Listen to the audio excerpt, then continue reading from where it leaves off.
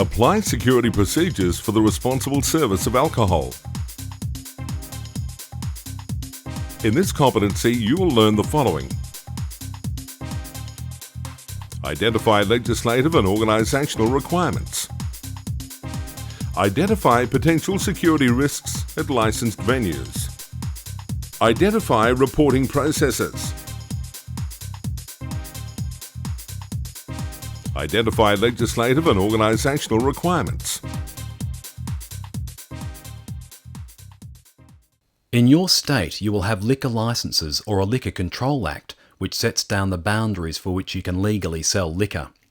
For example, in Victoria, the Liquor Control Act of 1987 stipulates that it's an offence to sell liquor to intoxicated persons, underage persons, and to persons outside the time set by the licence.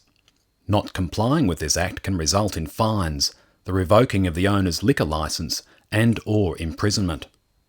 The penalties are directed at the licensee and also their staff. As an employee of a licensed premises, you must uphold certain standards and be aware that you may be penalised if you break the act in your state. Signage that is relevant to the legislation in your state appears in your handbook and should also be posted in your venue.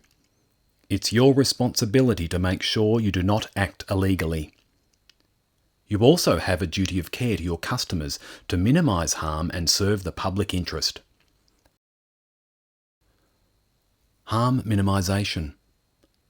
This philosophy is best summarised by the following statement. Harm minimisation is a preventative action taken in an attempt to reduce the potentially adverse impacts of alcohol and its consequences to individuals, families, and the public. By serving alcohol responsibly, you're creating a safer and happier environment for your patrons and other staff. This may ultimately increase profits and improve patronage.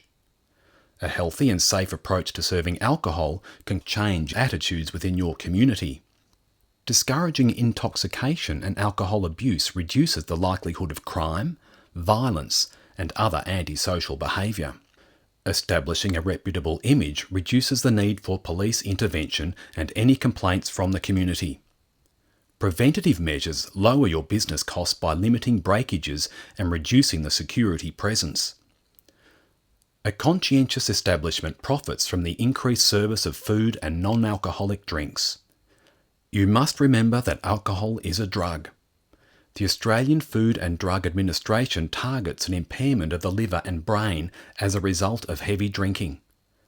Young people and pregnant women are particularly vulnerable. The World Health Organization suggests that there is no safe level of alcohol consumption for pregnant women. You are responsible for providing this service, therefore must be aware of these issues. You must be aware of your own roles and level of responsibility at your venue.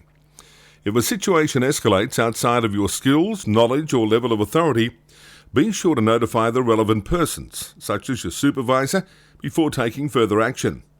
However, if immediate action is required, you may need to act outside of these boundaries in order to protect the safety and security of the patrons and staff at your venue. This is where you will need to use your experience and judgment to decide the most appropriate course of action for the situation. You will also need to be aware of the roles of designated personnel, such as colleagues, emergency services, and your first aid officer.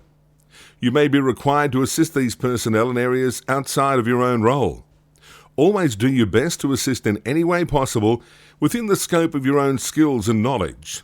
This could range from providing incident information to police to giving first aid to someone requiring attention. There are occupational health and safety requirements that must be identified and followed when working as a security officer. You should be familiar with these before commencing work at your workplace, as these may change from venue to venue. These requirements may include controlling and minimising risks, using and maintaining equipment, and identifying and reporting hazards. Identify potential security risks at licensed venues. There are many potential security risks that relate to a licensed environment, including persons causing public nuisance, physical threat, and violence. Make sure you are aware of any possible problems that may arise before starting work each shift. Speak with your colleagues about any situations that have occurred on previous shifts. Regular patrons prone to causing trouble, or large groups of guests attending the venue. Any of these can cause serious security risks and should be taken seriously. Monitoring your area. You can head off trouble in your bar by monitoring the amount of alcohol consumed by individuals or groups. Keep an eye on the types of drinks ordered. Who's ordering them? Keep track of those ordering jugs. How fast people are drinking. Is everyone at the table drinking? Is there a drinking contest or games going on? Are customers eating food? Protecting your customer continues when they leave the premises. Exiting customers can be loud and disturb neighbours and the local community. Signage posted in the venue can direct patrons to keep the noise down, but a more direct approach is to politely instruct the patrons as they leave. Intoxication begins when the first alcohol starts its passage through the body. As the alcohol builds up, outward signs of intoxication can be seen. Some physical and psychological factors assist the